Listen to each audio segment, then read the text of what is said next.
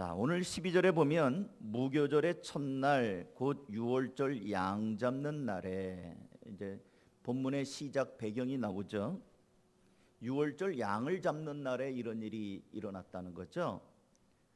여러분 유월절을 아십니까? 유월절은 우리가 그동안 이제 지난주까지 출애굽기를 계속 보고 있는데 430년 동안 애굽 땅에서 종살이하던 이스라엘 백성들을 하나님이 모세를 통하여 어느 날 나오게 한 날. 근데 그냥 나오게 한 것이 아니고 바로 왕이 뭐 괜히 놔주겠어요. 그 많은 공짜로 부려먹을 수 있는 노예를 뭐 정신 나간 다음이 아닌 다음에야 공짜로 놔주겠습니까? 안 내보내죠. 재산인데. 안 내보내니까 하나님이 10가지 재앙을 애굽 땅에다가 이렇게 막 퍼붓죠. 마지막 재앙이 그 애굽의 장자를 죽이는 것, 맏아들을 죽이는 재앙입니다. 이 재앙에 바로 왕이 꼼짝없이 항복을 하는데 여러분 제가 말씀을 드렸기 때문에 여러분 아실 겁니다.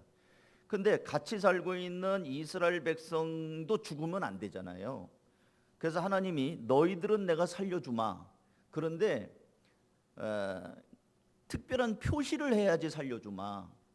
죽음의 천사가 싹 지나갈 때 너네 집에는 특별한 표시를 해야 된다. 그게 뭐냐면 양을 잡아가지고 그 피를 대야에다가 이렇게 받아서 그 우술초라고 하는 이렇게 갈대같이 생긴 게 있어요. 그걸 이렇게 묶으면 쌀이비처럼 되지 않겠어요? 그 대야 같은 데다 받은 피를 찍어서 그 문 좌우 이 기둥처럼 돼 있는 거, 요게 문설주예요. 문설주. 거기다가 바르고 그다음 맨 위에 있는 거 그게 문임방입니다. 그러니까 문임방과 좌우 문설주에 그 우슬초로 피를 찍어서 거기다가 발라라. 언젠가도 제가 말씀을 드렸는데 붓으로 페인트를 예쁘게 칠하는 게 아니고 이 쌀이비 같은 걸로 피를 찍어서 바르니까 어떻게 되겠어요? 피가 질질질질 흐르고 문 기둥에만 묻는 게 아니라 문 벽에도 묻고 이 막 사방에도 튀고 내 몸에도 피가 튈 거고 피 비린내가 날 거고 그러지 않겠어요? 그래서 모르는 사람이 보면 어이구 저 집 왜 저래? 무슨 일이야? 엽기가 따로 없죠. 아주 흉측할 수 있어요.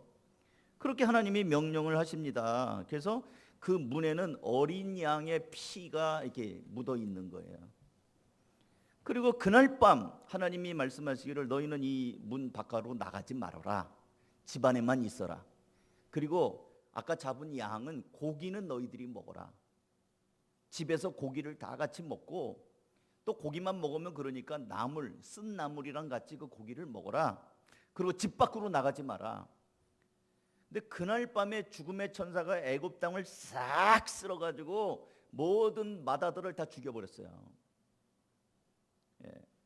그런데 그 피칠이 돼 있는 이스라엘 집만은 까딱 없는 거예요. 눈 하나도 깜짝하지 않고 다 살았습니다. 그날 밤 초상이 나고 바로의 아들, 바로 왕의 아들 왕자가 죽고 또 뭐 신하의 맏아들이 죽고 다 죽었어요. 심지어는 애굽 땅의 짐승의 첫 새끼도 죽었습니다. 수컷은 다 죽었어요. 그러니까 바로 왕이 깜짝 놀래가지고 두 번째도 죽일 수 있고 세 번째도 죽일 수도 있고 애비도 죽일 수 있고 다 죽일 수 있는 거를 그때 알은 거예요. 빨리 나가라, 빨리 나가라. 이래가지고 이스라엘 백성이 그날 나왔어요.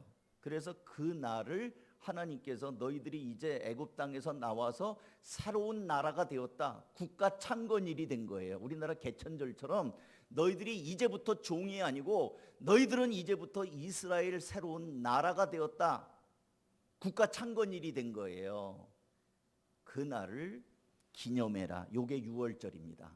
유월절은 유월 넘어간다. 영어로는 패스 오버 넘어가는 날이에요. 주의 천사가 넘어간 날. 그래서 이스라엘 백성들은 이거를 아주 기념일로 지켰습니다. 매년마다.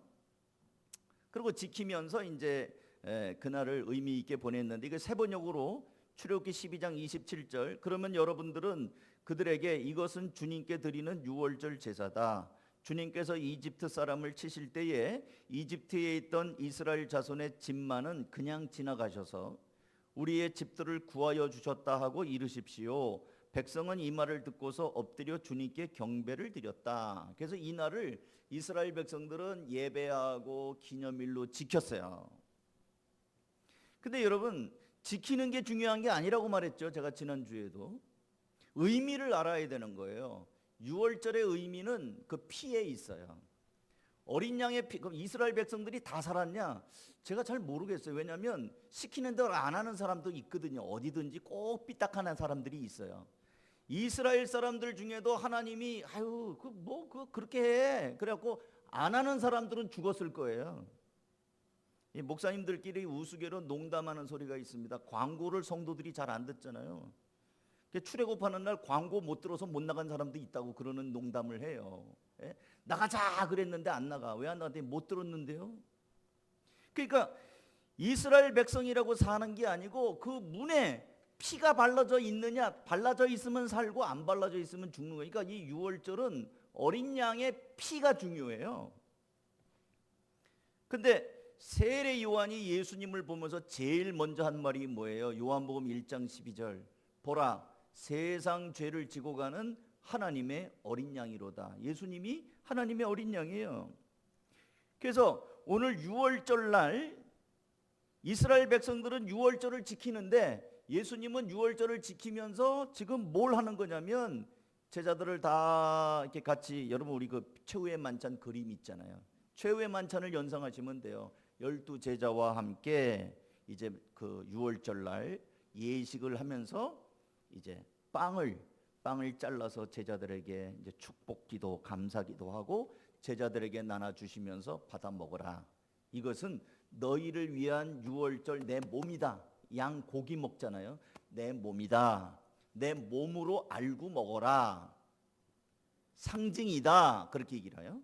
그리고 포도주를 따라 주시면서 피같이 생겼잖아요. 빨갛고. 받아 마시라. 이거는 너희들의 구원을 위한 내 피다. 피로 생각하고 마셔라. 그러니까 이 만찬, 여러분 이 성찬식도 그거예요. 빵하고 이 포도 주스를 드리거든요.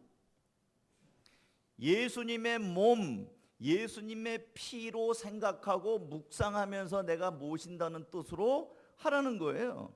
그러니까 예수님은 이 유월절 이 최후의 만찬을 하시면서 좀 있으면 이제 십자가에 못 박혀 죽으실 거예요.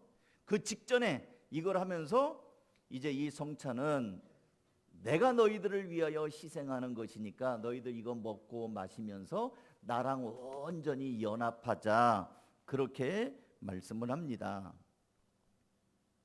그래서 이제 오늘 우리는 첫 주라 이제 성찬 예식을 거행할 건데, 근데 이 오늘 본문에 보시면 이 유월절 만찬, 이 유월절 성찬 주변에 그 현장에 세 종류의 사람이 있어요. 제가 볼 때. 근데 오늘날에도 똑같이 우리가 성찬을 하면서 이런 종류의 사람들이 우리 가운데도 있어요. 있을 수 있고요. 한국 교회 안에도 있고요. 전 세계 그리스도인들 가운데도 이런 유형의 사람이 있을 수 있어요. 첫째는 제자들이 있죠. 예수님, 어디서 유월절을 준비하면 좋을까요? 마가복음 14장 12절에 제자들 세 번역으로 읽어드릴게요. 무교절 첫째 날에 곧 유월절 양을 잡는 날에 제자들이 예수께 말하였다. 우리가 가서 선생님께서 유월절 음식을 드시게 준비하려 하는데 어디에다 하기를 바라십니까? 이걸 준비한 사람이 있어요. 누구예요? 제자들이에요. 제자들이 선생님, 우리가 이거 어디서 준비할까요? 이 성찬을 준비한 사람이 있어요. 제자들. 그 다음에 또 어떤 사람이 있냐면 그래, 그러면 너 성안으로 들어가서 성안으로 들어가라. 그러면 물동이를 메고 오는 사람을 만날 것이다. 그를 따라가라.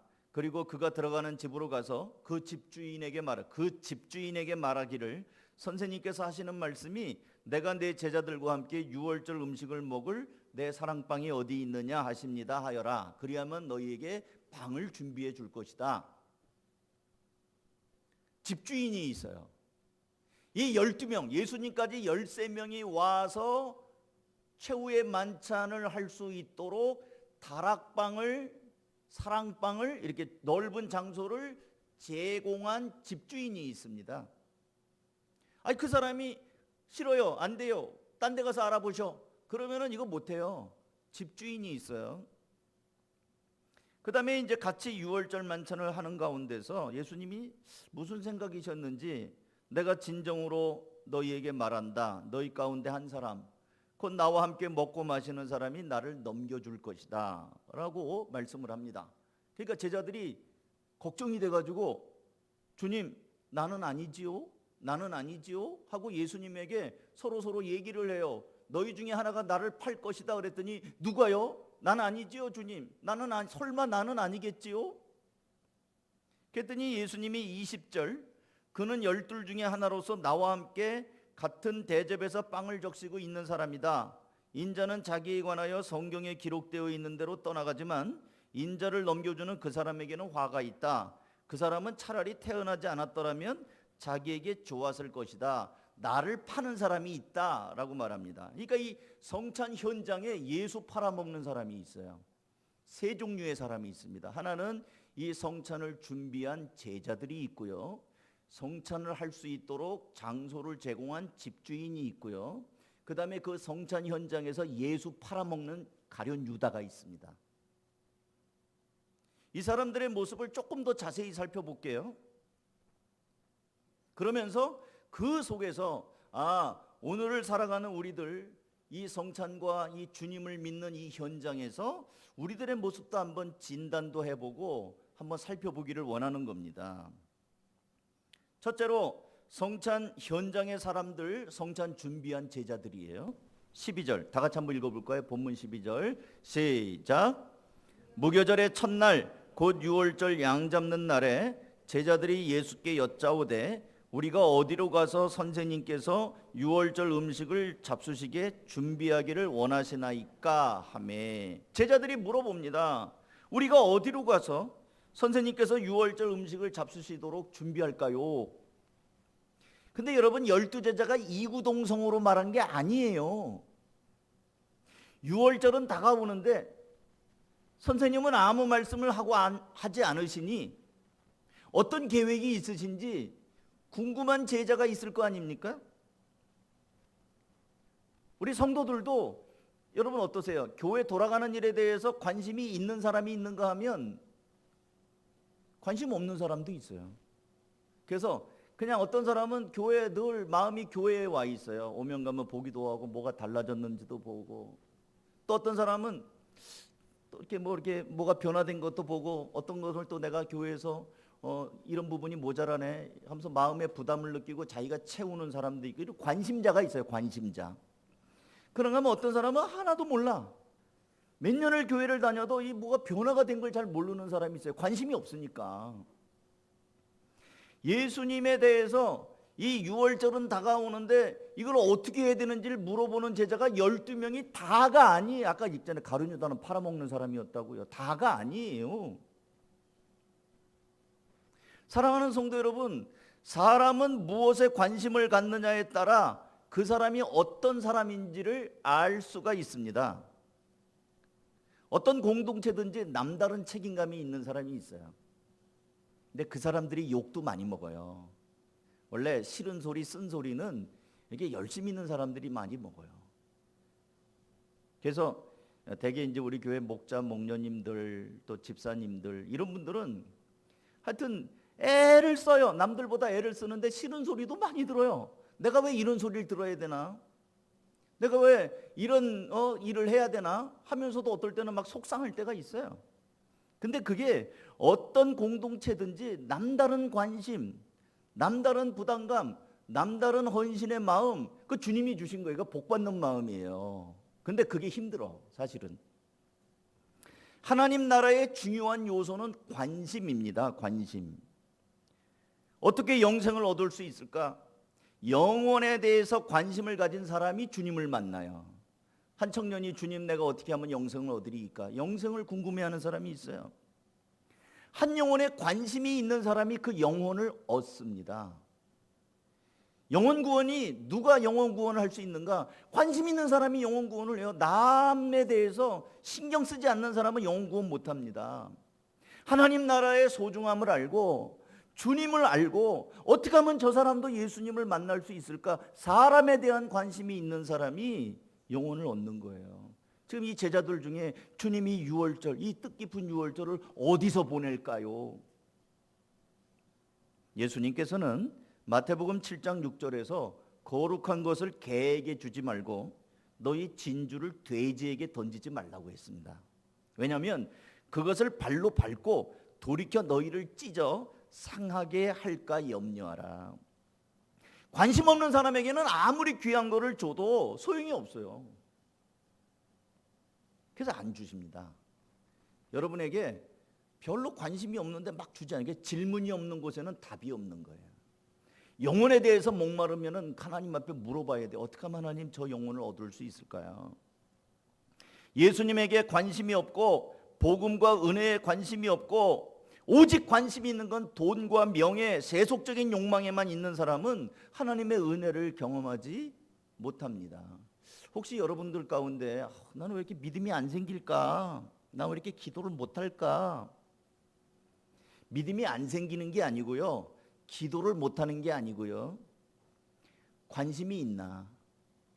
하나님, 내가 주님을 좀 더 사랑하고 정말 주님 앞에 내 마음을 털어놓고 기도할 수 있기를 원합니다. 그런 갈급한 마음이 있는가? 관심이 있으면 하나님이 주셔요. 어떤 아이디어요? 아이디어도요, 이 열정에서 나옵니다. 뭐 머리가 꾀돌이처럼 팍팍 돌아가는 게 아니에요. 그 일을 놓고 어떻게 하면 좋을까 하고 관심을 가지면 하나님이 거기서 방법을 주셔요.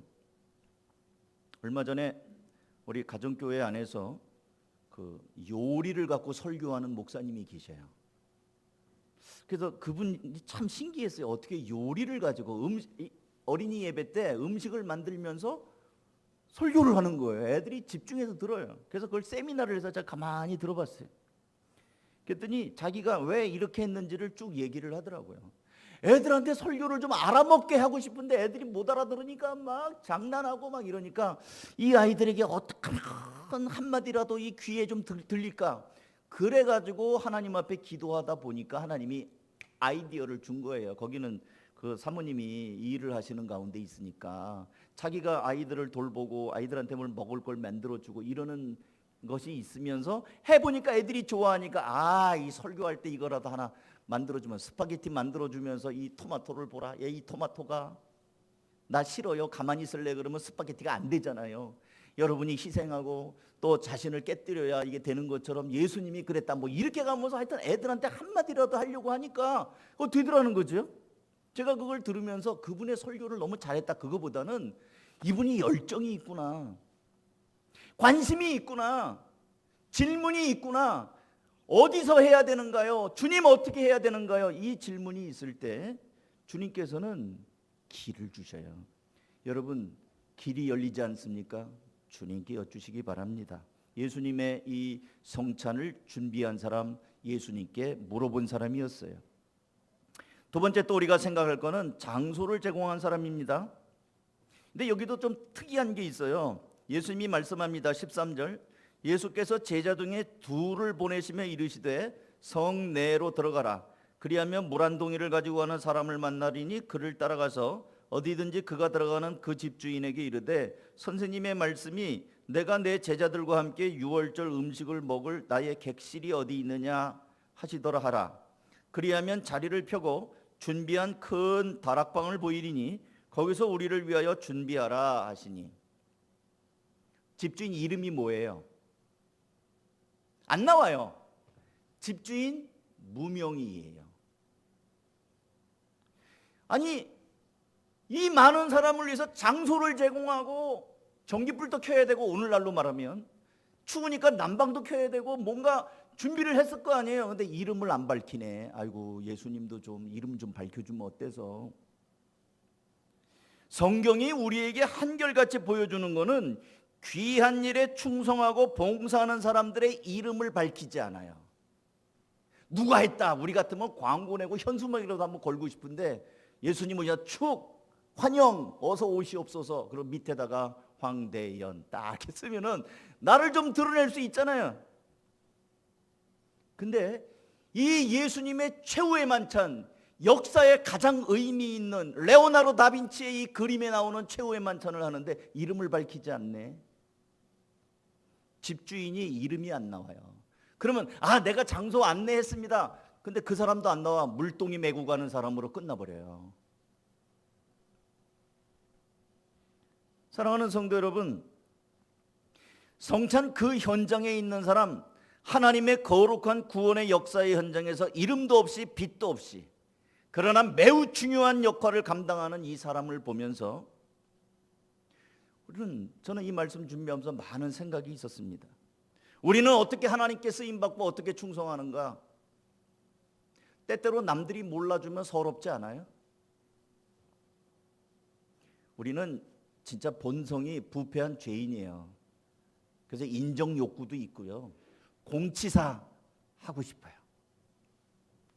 근데 드러내놓고 하면 또 너무 좀 거시기 하니까 아주 돌려서 공치사 안 하는 것처럼 겸손한 것처럼 하면서 어쨌든 나를 밝혀. 어떤 형태로든지. 제가 그렇다고요. 그래서 스타 목사님도 계시고요, 스타 장로님도 계시고요, 스타 집사님도 있어요.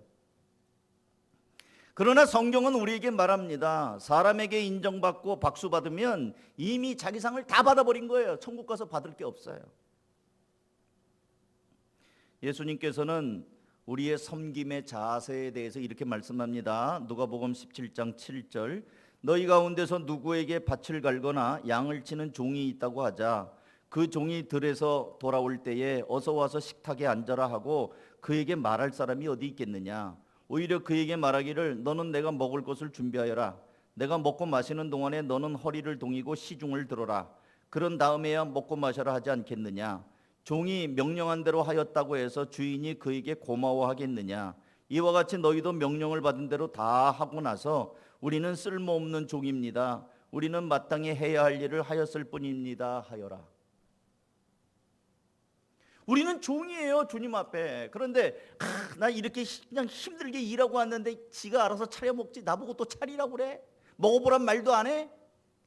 그러면서 자기 혼자 울그락불그락 서운하고 자기 혼자 연민의 감정에 빠져가지고 내가 이렇게 했는데 나를 몰라줘? 목사님이 변했구만, 뭐 이런 생각도 들고. 그럼 우리는 지금 누구를 위해서 시간을 들이고 물질을 들이고 헌신한 겁니까? 인정받으려고 한 거잖아요. 주님을 위한 게 아니잖아요. 목사님을 위해서 한 거고, 누구 집사님을 위해서 한 거고, 누구 뭐 목자님을 위해서 한 거고, 누구 낯을 봐주면서 한 거, 그런 건 아니잖아요. 우리가 오늘 집주인의 이름이 없어요. 제가 이 대조한 성경, 딴 성경도 보니까 이름이 안 나와요. 어디서든지 이름이 안 나와요. 성경은 이 귀한 일을 했는데 이름을 밝히지 않아요. 근데 알고 보니까 이름 나온 사람보다 이름 없는 사람이 더 많아요, 성경에는. 성찬 그 현장에 있는 사람, 무명으로 충성한 사람입니다. 그리고 이제 마지막으로 아까 이제 얘기한 예수님을 배신하여 판 가룟 유다. 이 사람은 좀 심각해요. 17절, 저물매 그 12를 데리고 가서 다 앉아 먹을 때에 예수께서 이르시되 내가 진실로 너희에게 이르노니 너희 중에 한 사람 곧 나와 함께 먹는 자가 나를 팔리라 하신대. 19절, 그들이 근심하여 하나씩 나는 아니지요 하고 말하기 시작하니 그들에게 이르시되 12 중에 하나 곧 나와 함께 그릇에 손을 넣는 자니라. 인자는 자기에게 대하여 기록된 대로 가거니와 인자를 파는 그 사람에게는 화가 있으리로다. 그 사람은 차라리 나지 아니하였더라면 자기에게 좋을 뻔하였느니라 하시니라. 그 사람 누구라고요? 가룟 유다거든요. 가룟 유다는 오늘 보니까 12 중에 하나, 12 제자 중에 한 사람입니다. 주님과 함께 먹는 사람이었어요. 근데 20절에는 뭐라고 돼 있어요? 12 중에 하나 곧 나와 함께 그릇에 손을 넣는 자라. 이 가룟 유다가요, 다른 제자가 안 하던 짓을 해요. 뭘 했다고요? 예수님과 함께 그릇에다가 손을 집어넣어요. 아니 목사님 뭐 밥 먹으려면 손도 집어넣고 그렇죠. 뭐 우리도 뭐 젓가락 잡고 같이 뭐 찌개도 퍼먹고 숟가락으로 하잖아요. 뭐 같이 먹는 건데 뭐 그거 갖고 그러세요? 아니에요. 그거 그런 거 아니에요. 이 만찬 아까 빵을 예수님이 잘라서 주잖아요. 잔을 예수님이 부어주잖아요. 이 만찬은 예수님이 주도권을 가진 거예요. 예수님이 떡을 주시면서 받아 먹으라 그럴 때 받아 먹는 거고요. 잔을 주실 때 받아 먹는 거예요. 근데 이 가룟 유다는 예수님과 함께 그릇에 담그면서 자기가 지금 막 하고 있는 거예요. 여러분, 사소한 것 속에 그 사람이 나타나요. 다른 제자들 누구도 그렇게 하고 있지 않은데 유독 가룟 유다만 예수님과 함께 그릇에다 손을 넣고 있어요. 예수님과 함께 그릇에 손을 넣는 행위, 은연중에 예수님하고 대등하게 생각하는 거예요. 은연중에 예수님의 권위를 인정하지 않는 태도예요. 마태복음 14장 4절에 보면, 마가복음 14장 4절에 보면 예수님에게 향유를 붓는 여인이 등장합니다.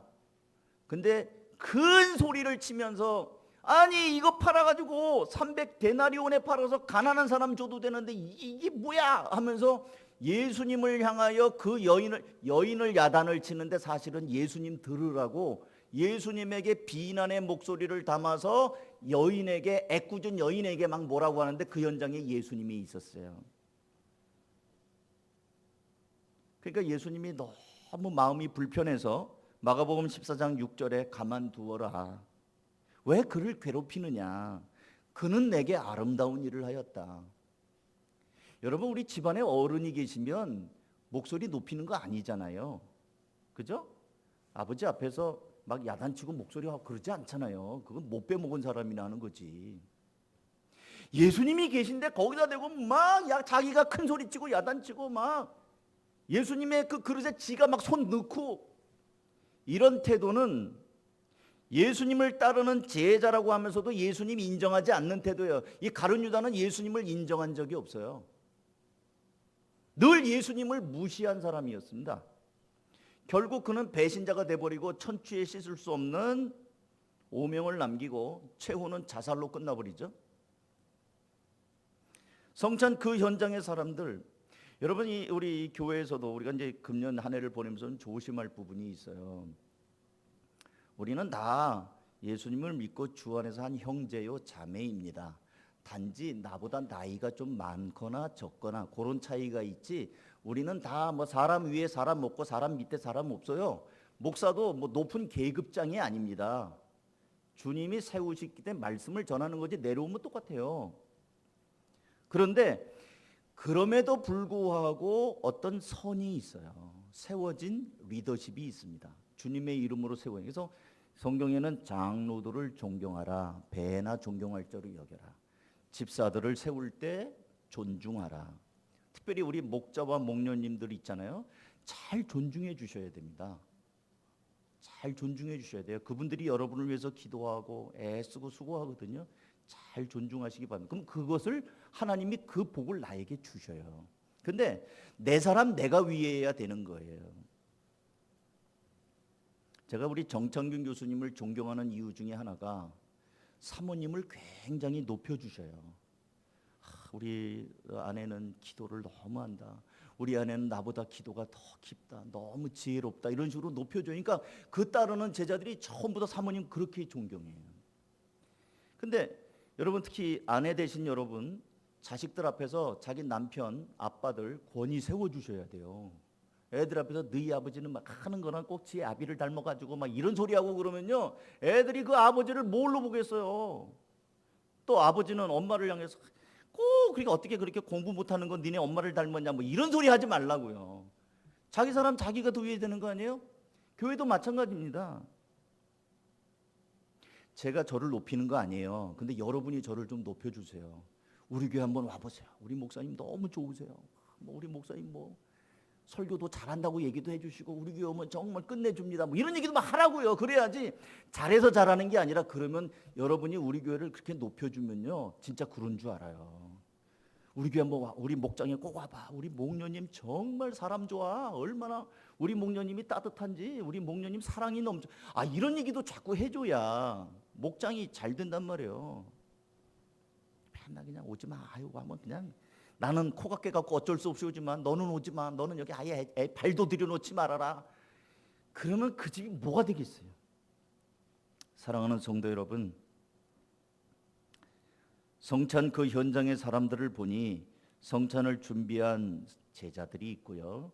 성찬을 위해서 장소를 제공한 이름 없는 사람이 있고요. 주인이죠. 그리고 성찬의 현장에서 예수님을 배신하여 판 가룟 유다가 있습니다.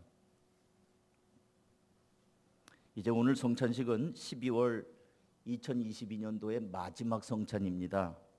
이 성찬식을 하면서 여러분 주님의 희생, 주님이 나를 위해서 찢기신 것, 피 흘려 주신 것을 묵상하고 또 주님을 위해서 내가 어떻게 헌신하며 살 것인지를 다시 한번 한 해를 돌아보면서 또 새로운 각오와 다짐을 세우는 그런 성찬식이 되기를 주님의 이름으로 축원합니다. 기도하겠습니다. 하나님 아버지 감사